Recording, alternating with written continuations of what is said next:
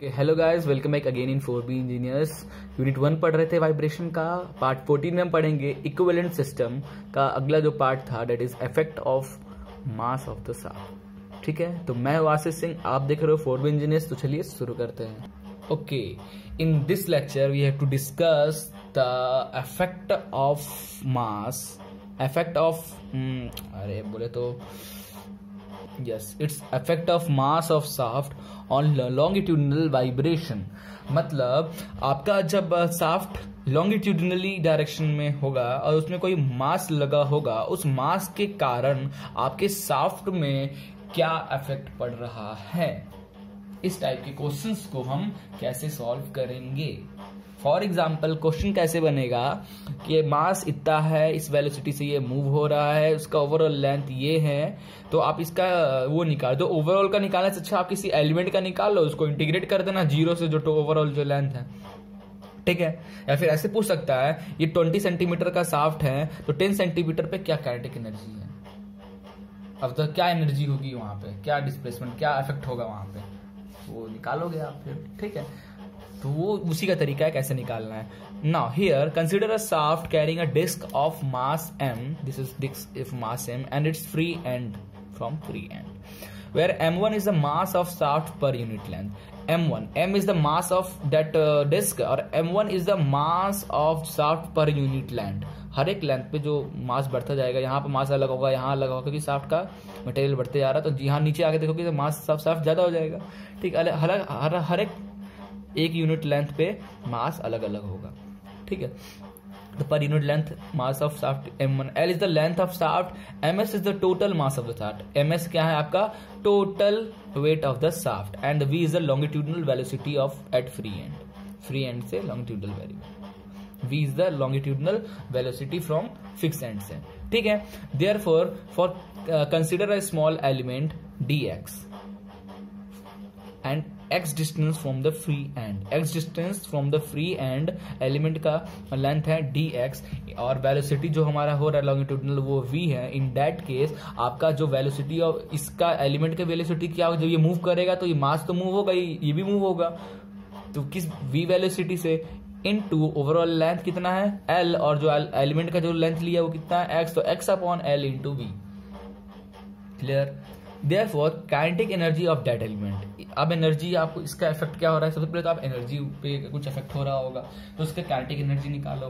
Kinetic energy क्या होता है, 1/2 मास इंटू वेलोसिटी का whole square, 1/2 mass of that dx का तो क्या होगा, तो उस एलिमेंट का मास क्या होगा, तो उस एलिमेंट का शाफ्ट का मास m1 इंटू उसकी लेंथ क्या है dx m1 dx, and the velocity of that, this is the velocity xl up into v का whole square. This is the overall velocity of that element and this is the overall mass of that element. Okay, therefore 1/2 m1 b का square x का square 2l का square dx हो जाएगा।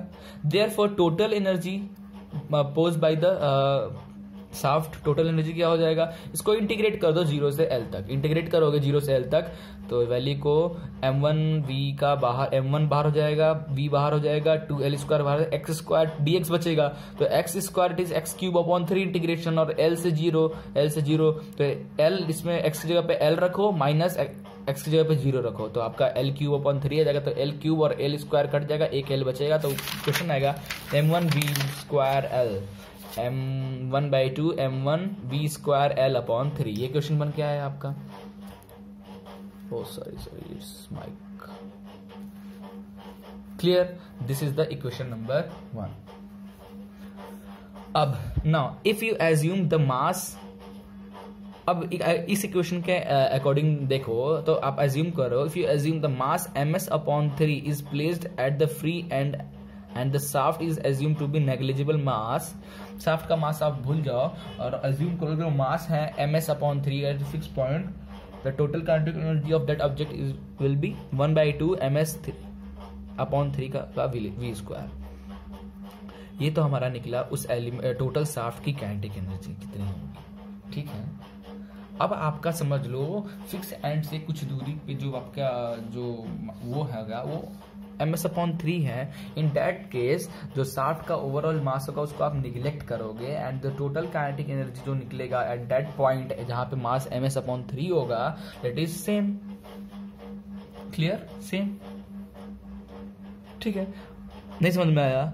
ऐसे समझो कि ये शाफ्ट यहाँ पे जो मास है वो ms/3 है, तो इसका काइनेटिक एनर्जी क्या हो जाएगी 1/2, ये मास ms/3 और वेलोसिटी v², तो ये होगी ना। तो दोनों इक्वेशन आप देखोगे फॉर एलिमेंट कंसीडर किया जिसका मास m1 था पर यूनिट लेंथ, उसके बाद total kinetic energy for overall length निकाल ले, दोनों सेम आ रहा है।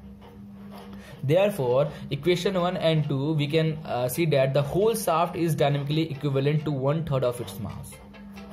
ठीक है, मतलब पूरे शाफ्ट जो है वो डायनेमिक शाफ्ट का जो क्या बोलते हैं इक्वली डायनेमिक, क्योंकि हर जगह 1/3 से ही रिलेट कर रहा है। 1/3 मतलब एट जिस पॉइंट पर जो पॉइंट आप रखोगे वहां उसका मास क्या होगा 1/3, जिस पॉइंट पर रखोगे वो जो भी मास होगा उसका 1/3 होगा।